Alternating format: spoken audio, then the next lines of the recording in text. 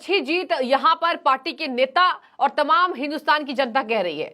अब ऐसे में कौन मुख्यमंत्री होगा और सबसे ज्यादा नजरें टिकी हुई है राजस्थान में, क्योंकि आपको बता रहे कि जब कल प्रधानमंत्री आवास पर 4 घंटे की ये मैराथन बैठक चली है भाजपा नेताओं की, और खास तौर पर केंद्रीय गृह मंत्री अमित शाह और जेपी नड्डा राष्ट्रीय अध्यक्ष मौजूद रहे। अब ऐसे में मैं आपको बता दूं, बड़ी खबर यह सामने आई है कि वसुंधरा राजे की थोड़ी टेंशन बाबा बालकनाथ बढ़ा सकते हैं। देखिए, हम ये नहीं कहेंगे बिल्कुल भी बाबा बालकनाथ के सिर पर ही ताज सजेगा राजस्थान का अगला मुख्यमंत्री का। देखिए, 4 नाम सामने हैं। अब ऐसे में लेकिन ये बात सामने आ रही है कि दिया कुमारी, गजेंद्र सिंह शेखावत और वसुंधरा राजे की अलग टेंशन बढ़ा सकते हैं बाबा बालकनाथ, क्योंकि अगर लगातार जो ओपिनियन पोल सामने आए या सर्वे कराए गए मुख्यमंत्री की रेस में, हालांकि 32% लोग तो अशोक गहलोत को कह रहे थे, लेकिन चलिए पार्टी हार गई। अब पार्टी हार गई तो बीजेपी नेताओं के ऊपर चेहरा जो है वो कौन फाइनल होगा इस पर टिका हुआ है।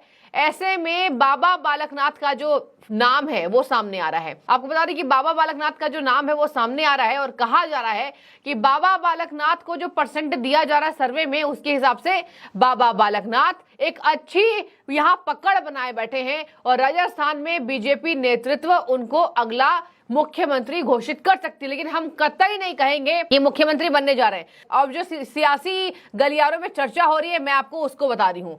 वसुंधरा राजे के बिना बीजेपी वहां स्ट्रांग नहीं होती, ये बात तय है। वसुंधरा राजे पुरानी नेता है, एक बड़े खानदान से है, और आपको बता दें कि वसुंधरा राजे की पकड़ विधायकों में है, ये बात माननी पड़ेगी।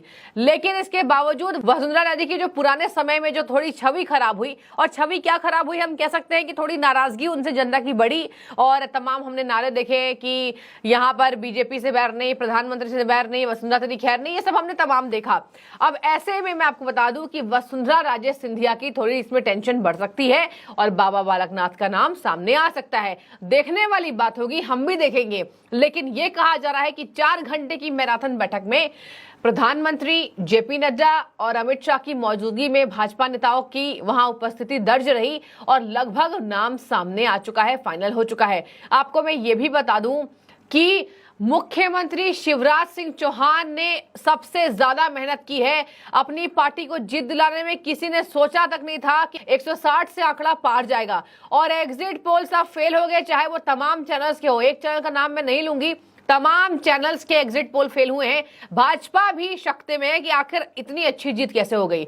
देखिए, छत्तीसगढ़ में किसी ने सोचा तक नहीं था, और वहीं राजस्थान में कांटे की टक्कर बताई जा रही थी, और कई बार मध्य प्रदेश में हमने देखा कि कई एग्जिट पोल कांग्रेस को जीतता हुआ दिखा रहे थे।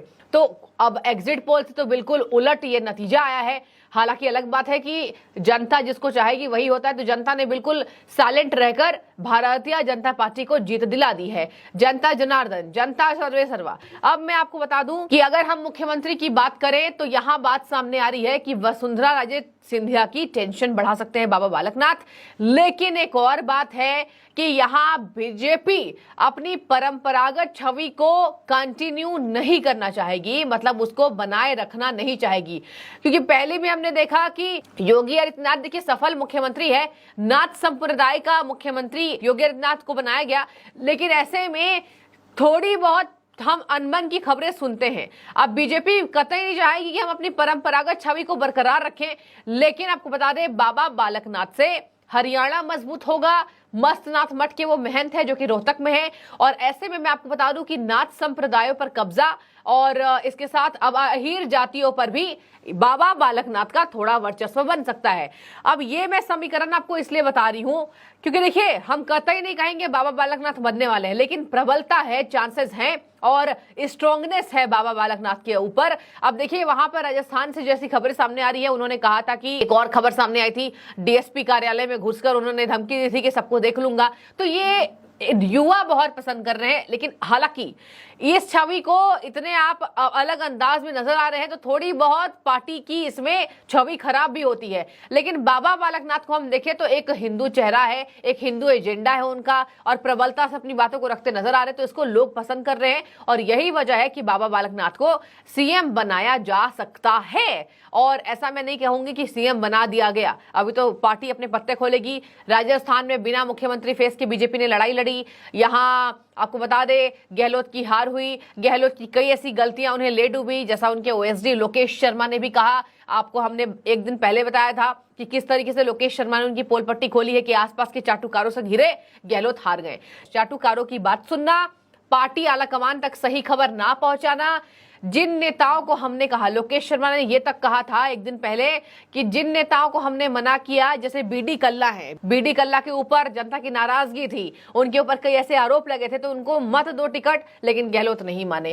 कई ऐसे प्रत्याशियों को, कई ऐसे अपने नेता को उन्होंने टिकट दिया जिसको आलाकमान नहीं सोच रही थी कि उन्हें गहलोत देंगे। कई बार हमने राहुल से भी देखा कि राहुल की भी अनबन हुई गहलोत से, गहलोत को राहुल ने कहा था कि इसको कैसे टिकट दे दिया। तो खैर अब क्या लेट हुआ वो कांग्रेस बैठकर आत्ममंथन करेगी।